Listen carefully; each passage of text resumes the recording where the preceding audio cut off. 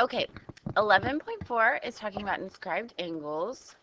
And before we can get to inscribed angles, it's really important that you remember how to do these 4 problems. I would say number 1 and 2 would be more critical than 3 and 4 because I think you guys are pretty good at algebra. So pause the video, at least try to do number 1 and 2. And here are the answers. If you don't get it, hopefully by the end of the video, you'll remember that this is an isosceles triangle, so opposite angles are congruent. And an exterior angle, T, is congruent to the 2 remote interior angles.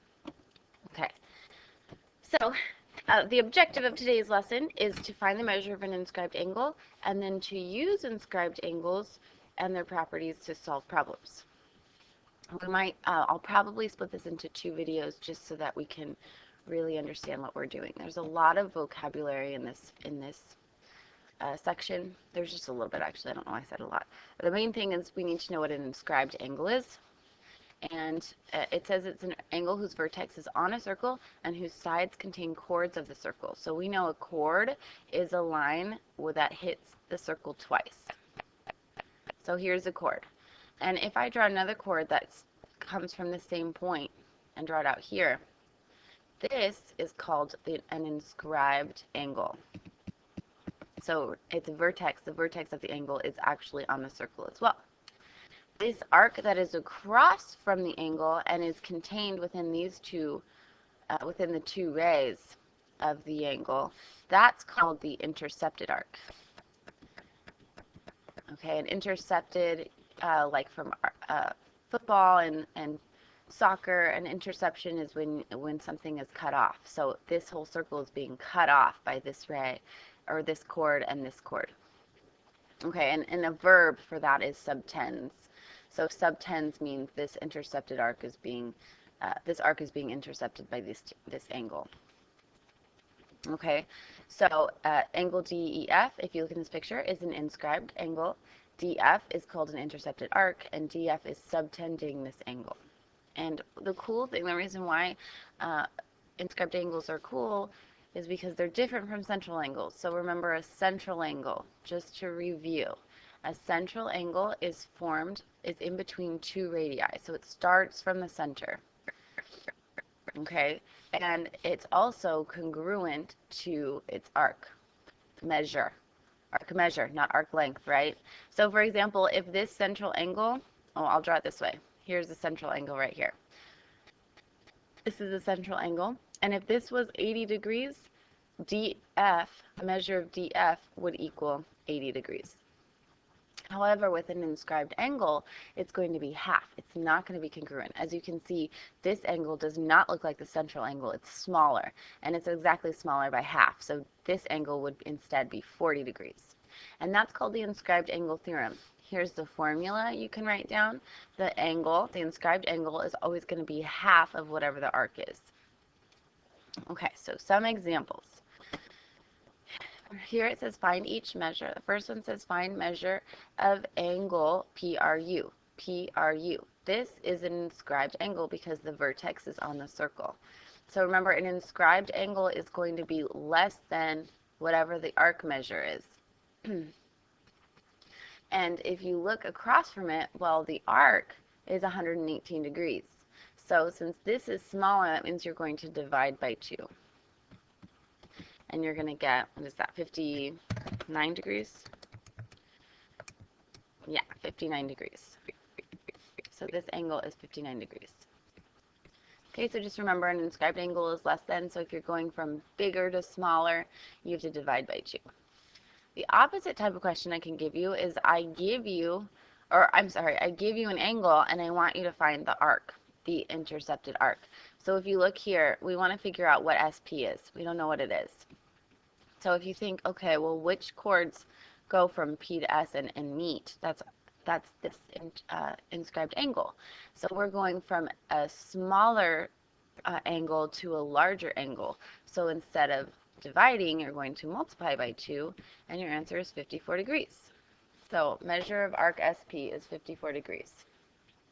Okay, so try these next 2 questions on your own, and you can title this number 1 and number 2. Okay, another corollary to the inscribed angle theorem is that if different inscribed angles intercept the same arc, so for example in this picture, all angles C, if you look at where the chords meet, they intercept arc AB. Same with angle D. Angle D is a different intercepted angle, however, they both meet up at A and B, so they still intercept the same arc. And wouldn't you know it, same thing with angle E. This one is still being intercepted, or intercepts arc AB.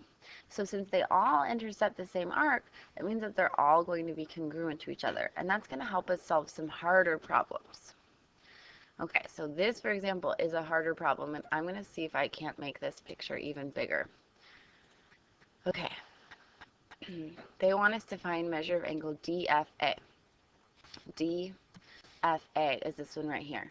And some of you guys might notice, well, wait a second, that's not an inscribed angle. This would be an inscribed angle, and these would be inscribed angles, but this is not an inscribed angle. Is it a central angle? No, it's not a central angle. The center of the circle would be over here somewhere. So what we're going to do is we're going to use inscribed angles to figure out what this one is, and we're going to maybe use triangles to help us with that. So the information they give us that this angle is 33 degrees, so this angle is 33 degrees. Very cool. What other information do we know? I'm going to tackle the problem this way. If I can figure out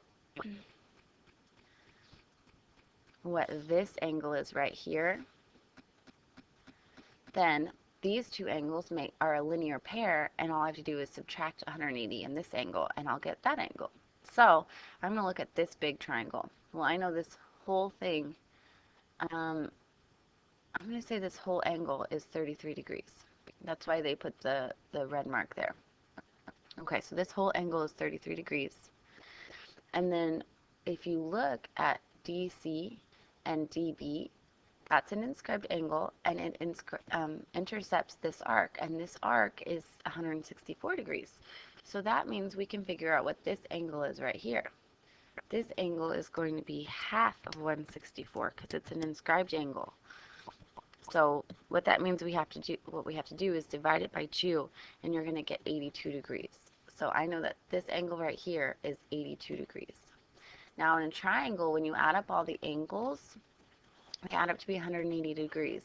So what I'm going to do is I'm going to add up these angles. 82 plus 33 is 115, and I'm going to subtract it from 180. And that's, 65 degrees. So this angle right here is 65 degrees. And then another thing you could do is say, well, I know this angle and this angle are a linear pair, so I could take 180 and subtract it from 65 degrees, and this angle will be 115 degrees. Now, some of you guys maybe have said, Miss Burrows, you're going the long way. I know. This is an exterior angle of this triangle. And remember, an exterior angle, if I drew a picture, an exterior angle is going to be the same thing as the addition of this angle and this angle, the two remote angles. So all I had to do was say, well, what's 82 plus 33? And that's 115. And that's going to be the answer of the exterior angle. But if you want to go the long way, you are more than welcome to. Okay. The next one is measure of angle ABD and measure of BC. We want to figure out what those things are. I'm going to make this a little bit bigger for you guys. I know it's hard to see, but we have this circle. Kind of looks like those, what are those, kaleidoscope things? But it's string art. Okay, same thing, potato, potato. So let's see if we can figure out what measure of angle ABD is. ABD. Well, this is an inscribed angle, so we know it's going to be less than the 86 degrees, the inscribed arc.